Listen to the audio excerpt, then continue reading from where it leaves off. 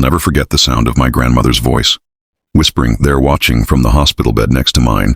Even after the nurses had confirmed she was in a coma and sedated, it was supposed to be a routine hospital stay for my grandmother. She was recovering from a hip replacement surgery, and I had been visiting her every day after work. But it was the night shift that changed everything.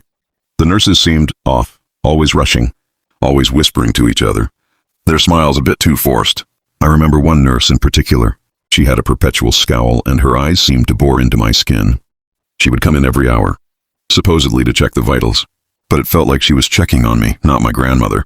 The hospital room was dimly lit, with only the soft glow of the monitors and the occasional flash of light from the hallway. I had grown accustomed to the beeps and whirs of the machines, but tonight they seemed amplified, like they were trying to convey a message. I tried to brush it off as paranoia, but the feeling only intensified as the night wore on. And then there were the moments when I would catch glimpses of my grandmother's eyes flickering open, just for a split second.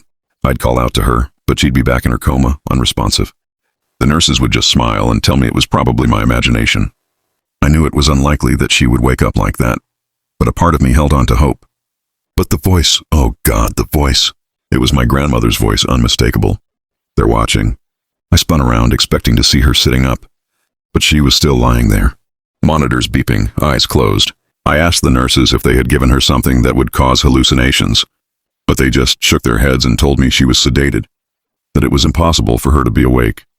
I tried to shake off the feeling of unease, but it only grew stronger. The nurse with the scowl kept coming in, her eyes fixed on me. I started to feel like I was losing my mind. I began to wonder if I was the one who was hallucinating, if the stress of watching over my grandmother had finally taken its toll. And then I saw something that made my blood run cold.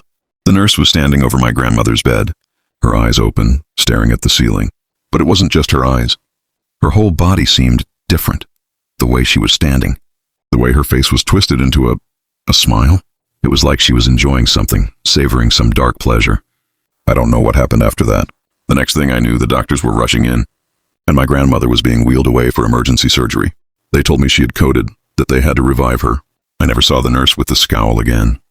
When I asked about my grandmother's condition, the doctors seemed evasive, like they were hiding something. And when I mentioned the voice, the nurse, they just looked at each other, a fleeting glance that made me wonder if I had stumbled into something sinister. The days that followed were a blur. My grandmother's condition was unstable, and I was left to wonder if I had imagined the whole thing. But sometimes in the dead of night, I still hear that whisper. They're watching. I've tried to convince myself it was just my imagination, that the stress of the situation had gotten to me. But deep down, I know what I heard, and I know what I saw. The nurse with the scowl, her eyes boring into my skin. It's an image that's etched into my mind forever. I've never gone back to that hospital, never visited my grandmother's grave without feeling a chill run down my spine. I know I'm not alone in my experience. There are others out there who have witnessed similar events, who have heard whispers in the dead of night. And I wonder, what happened to my grandmother? What did the nurse see? And what lies in the shadows, watching us all?